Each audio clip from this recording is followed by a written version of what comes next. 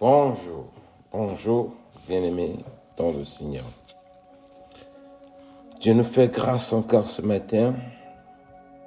Le Dieu très haut, le Tout-Puissant, l'Éternel des armées, a jugé digne de nous prolonger sa grâce, ses compassions, sa miséricorde, pour que nous pourrons continuer à nous réjouir de tous ces bienfaits qu'il nous accorde.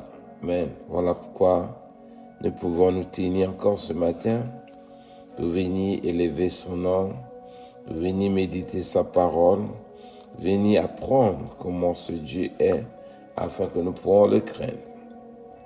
Nous allons revenir encore ce matin au travers le texte que nous allons méditer sur la nature de ce Dieu. Qui sommes-nous en train d'appeler Dieu? Qui est vraiment véritable Dieu? Le vrai véritable Dieu que nous avons choisi dans nos vies. Est-ce que c'est l'Éternel des armées ou c'est des dieux faits de la main de l'homme ou les dieux qui n'existent jamais et que nous considérons comme Dieu? Amen. Le Seigneur Dieu de gloire va nous donner quelques paroles d'instruction afin que notre foi soit saine. Parce que nous nous y trompons souvent, nous mélangeons des choses en croyant que nous sommes en train d'adorer Dieu de cette manière alors que c'est archi faux. Dieu ne reconnaît pas notre adoration parce que notre adoration n'est pas saine. Le Seigneur nous dit ici dans sa parole dans le livre de Ésaïe chapitre 43, le verset 12 à 13, nous dit ceci. C'est moi qui ai annoncé, sauvé, prédit. Ce n'est point parmi vous un Dieu étranger. Vous êtes mes témoins, dit l'Éternel, c'est moi qui suis Dieu. Je le suis dès le commencement, nul ne délivre de ma main. J'agirai, qui s'y opposerait?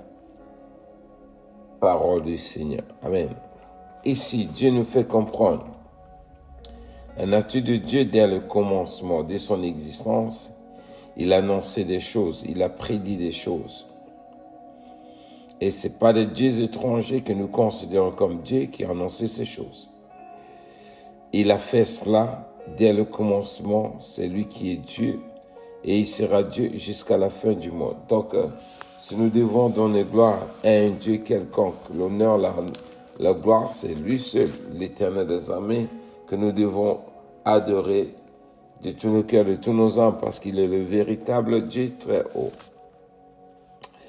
Il nous dit ici également, dans le livre de Deutéronome, chapitre 4, versets 33 à 34, nous avons vu cette parole hier, mais le Seigneur met dans mon cœur de revenir là-dessus parce que c'est important. Le Seigneur nous dit ici, à partir du verset 33, Deutéronome, chapitre 4, « Fit-il jamais un peuple qui entendit la voix de l'Éternel parlant du milieu du feu, comme tu l'as entendu, et qui soit demeuré vivant? Fut-il jamais eu un Dieu qui essaya de venir prendre à lui une nation du milieu d'une nation par des épreuves, par des signes, par des miracles et des combats à main forte et à bras étendus, et avec des prodiges, des terreurs comme l'a fait pour vous l'Éternel votre Dieu en Égypte et sous vos yeux. » Parole du Seigneur. Alors, mes bien-aimés, Dieu nous interpelle notre conscience. Il veut nous faire comprendre que parmi ceux que les gens ignorent, je n'ai jamais été consulter ces esprits-là pour que je puisse connaître comment ça se passe. Mais Dieu nous dit, ceci nous interroge.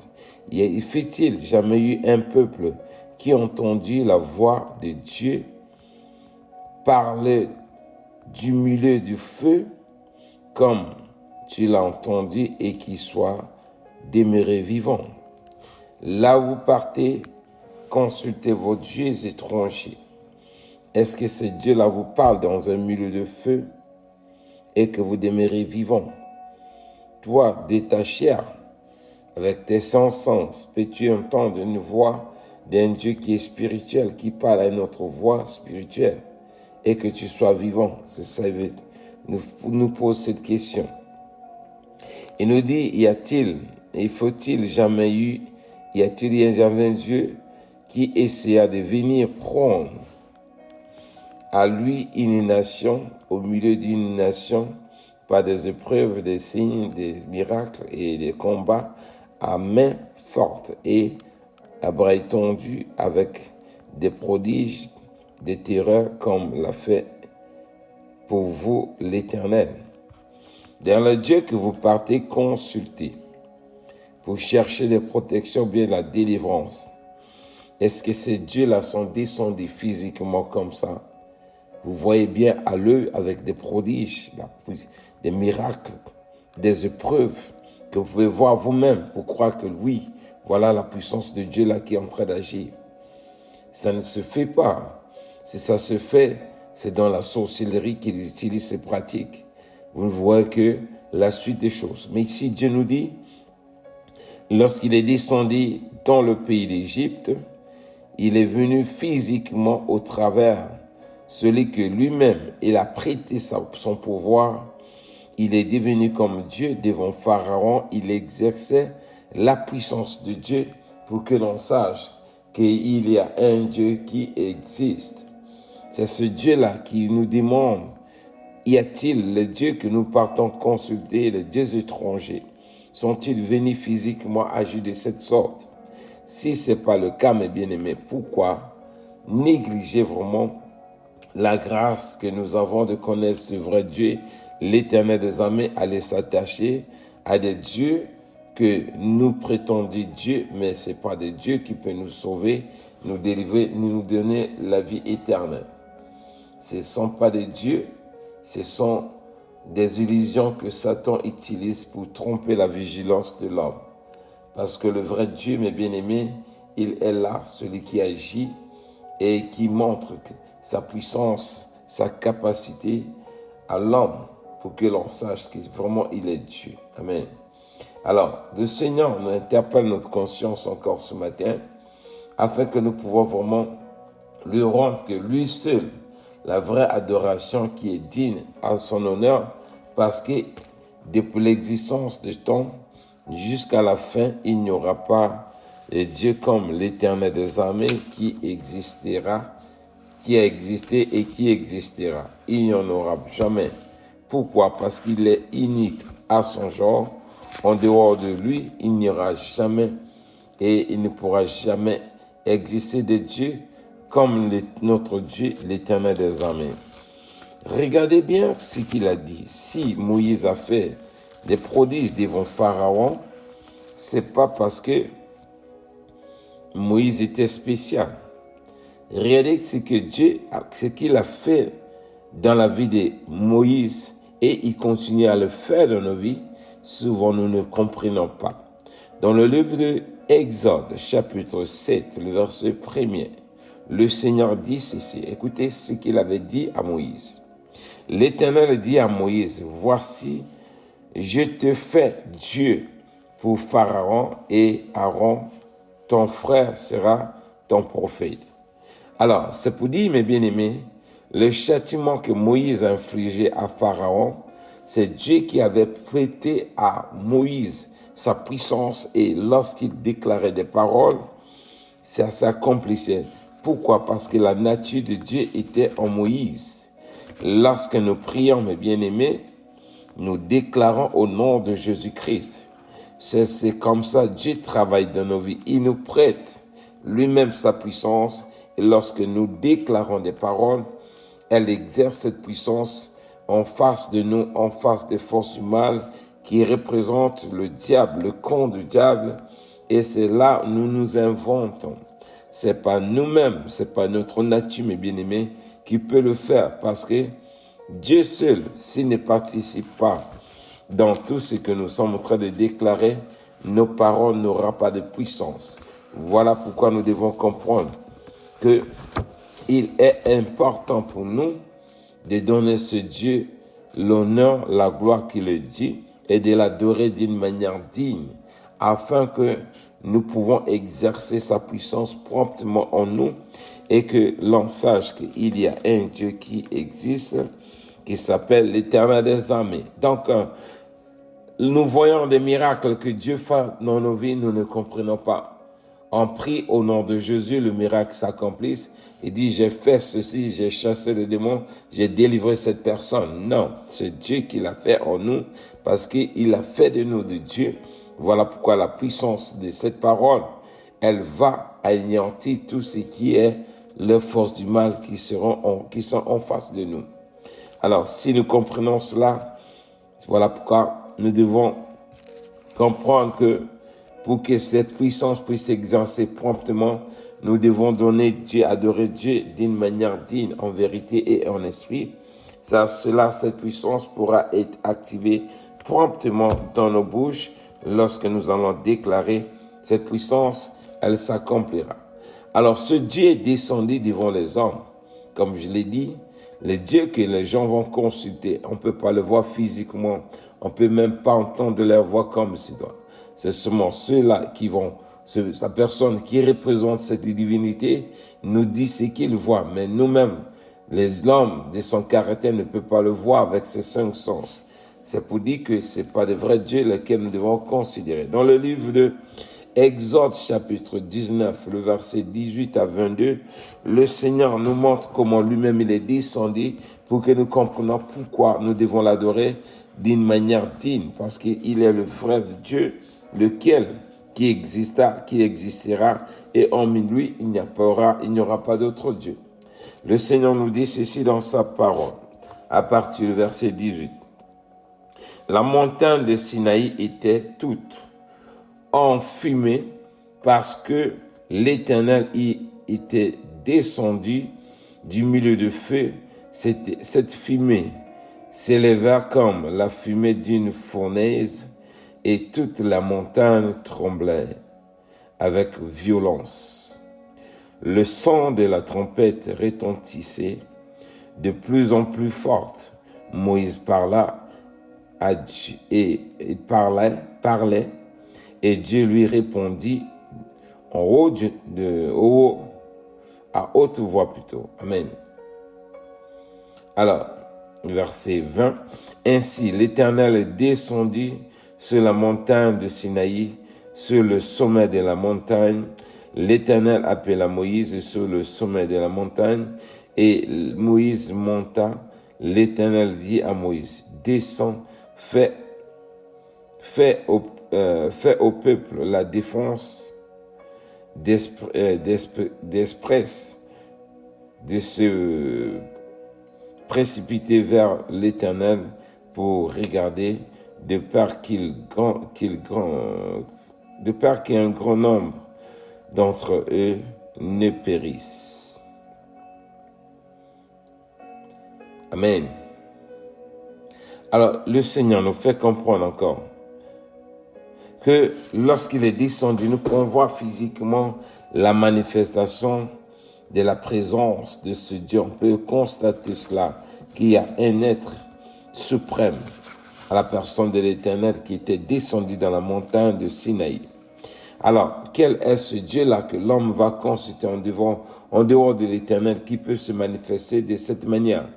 Alors, si nous comprenons que Dieu a une telle puissance, mes bien-aimés, pourquoi négliger ce qui est original, ce qui est véritable, pour aller s'attacher à des dieux que nous ne connaissons pas et quel est l'objectif? Alors, si ce n'est d'égarer l'homme, de mettre l'incrédulité dans le cœur de l'homme pour ne pas qu'il croie au véritable Dieu. Amen. Donc, cessons, mes bien-aimés, de se confier au Dieu que nous ne connaissons pas. Le vrai Dieu, c'est l'Éternel des armées. C'est lui seul que nous devons adorer. C'est lui seul que nous devons donner gloire. Amen. Il est le seul Dieu. Il est le seul lequel nous devons adorer de tous nos cœurs, de tous nos âmes, afin que la gloire, l'honneur lui revienne qu'à lui seul, parce qu'il est le Dieu très haut. Amen. Dans le livre de Deutéronome, chapitre 32, le verset 12, le Seigneur ajoute également ceci. L'Éternel seul a conduit son peuple, il n'y avait avec lui aucun Dieu étranger. Amen. Lorsque Dieu est venu délivrer le peuple d'Israël, radier de l'Égypte jusqu'à la terre promise, il n'y avait pas d'autre Dieu. Alors, pourquoi nous qui voulons adorer ce Dieu, nous voulons nous associer avec des dieux qui n'existent pas pour chercher juste à détourner notre vigilance, notre foi du vrai Dieu qui donne le salut, qui délivre, qui sauve, qui a la main puissante pour délivrer, pour accorder toutes sortes de bienfaits à l'homme. Alors ici, nous voyons que lorsque Dieu est venu prendre le peuple d'Israël en Égypte, il n'y avait pas de dieux étrangers au milieu d'eux. Donc, c'est pour dire, si Dieu avait d'abord amené le peuple d'Israël au loin de la terre de Canaan, après les garder là-bas pendant 400 ans, pour qu'ils grandissent là-bas, qu'ils s'apeuplent et qu'ils se multiplient, ensuite il va les délivrer, c'est pour que leur mentalité ne soit pas souillée avec des dieux étrangers. Pourquoi? Parce qu'ils habitaient pour eux dans la région de Goshen. Là-bas, il n'y avait que eux-mêmes. Il n'y avait pas une autre race ni une autre nation qui s'est mélangée à eux. Ils ne se sont pas mélangés aux Égyptiens. Ils n'ont pas pris des femmes égyptiennes. Et c'est là où ils ont gardé la mentalité de l'état d'un peuple que Dieu avait préparé afin qu'il puisse l'écouter.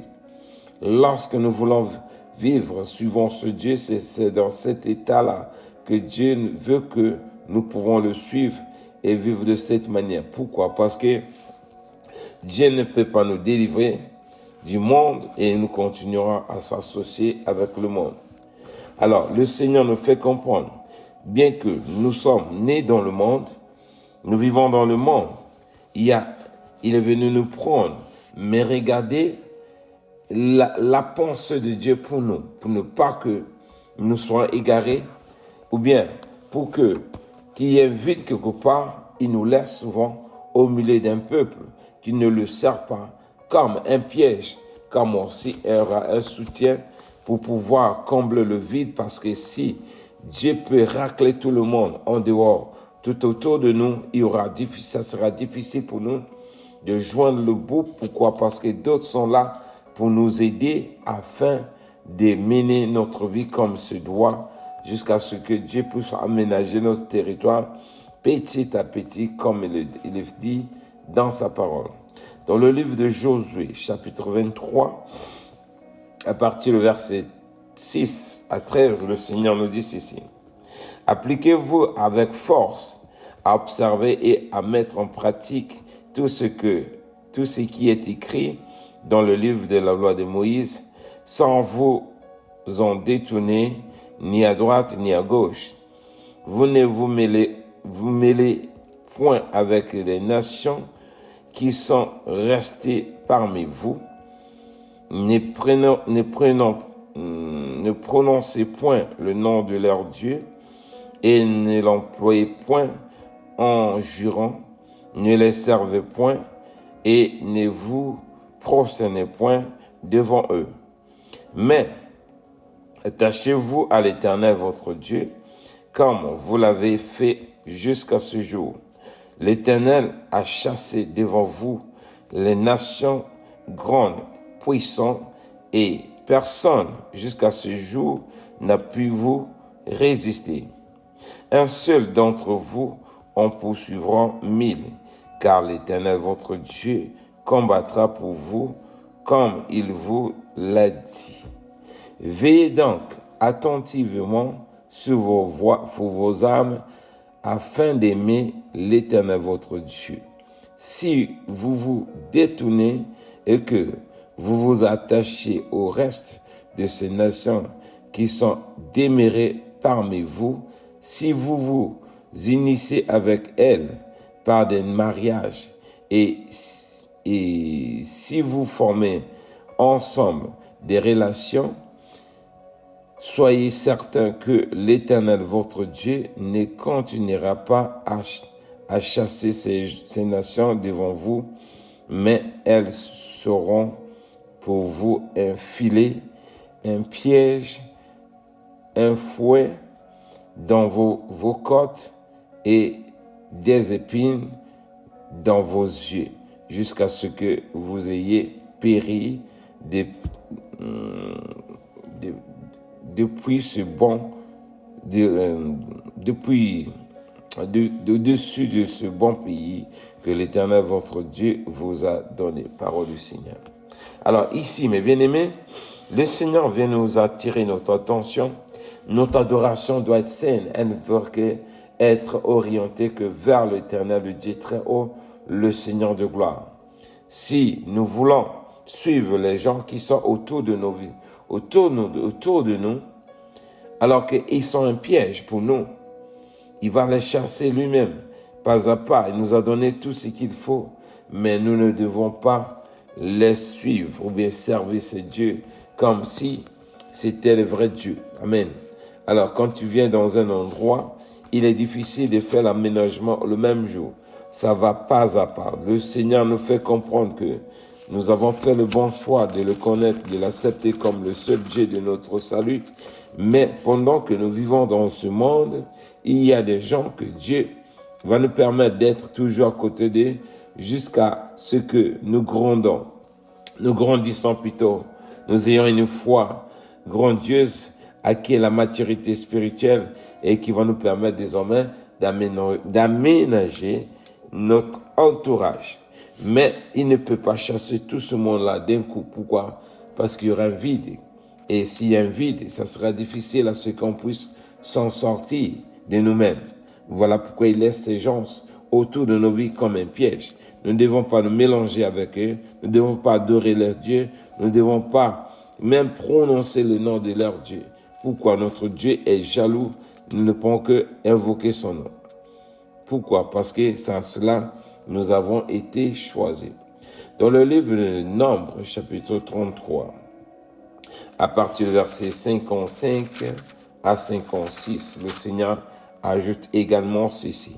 Mais si vous ne chassez pas devant vous les habitants du pays, ceux d'entre eux que vous laisserez seront comme des épines dans vos yeux et des aiguillons dans vos côtes, et ils seront vos ennemis dans le pays où vous allez vous établir.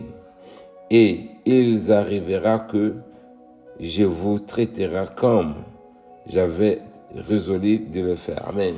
Alors, on s'associe, mes bien-aimés, à tous ceux qui seront autour de nos vies. Dieu, de la même manière, il a traité ces gens-là avec sa rigueur, avec sa colère. C'est de la même manière nous serons aussi traités. Pourquoi? Parce que nous partagerons la même opinion que ces nations. Alors, si nous gardons notre relation saine avec Dieu, Dieu continuera à chasser ces nations autour de nos vies parce que c'est la promesse qu'il nous fait. Nous ne pourrons pas adorer d'autres dieux, ni se prosterner devant eux, ni invoquer leur nom. Pourquoi? Parce que le vrai Dieu, c'est l'Éternel des armées, le Dieu qui nous donne le salut et la vie éternelle. Alors, pour clôturer dans le livre des Exode, chapitre 23, à partir du verset 27 à 30, le Seigneur dit ceci.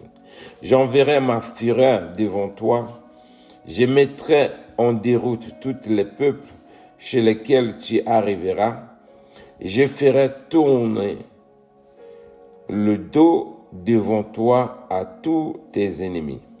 J'enverrai les frelons devant toi, et ils chasseront loin de ta face les Éviens, les Cananéens, les Essiens. Je ne les chasserai pas une seule année loin de ta face, de peur que le pays devienne un désert et que les bêtes des champs ne se multiplient contre toi. Amen. Verset 30.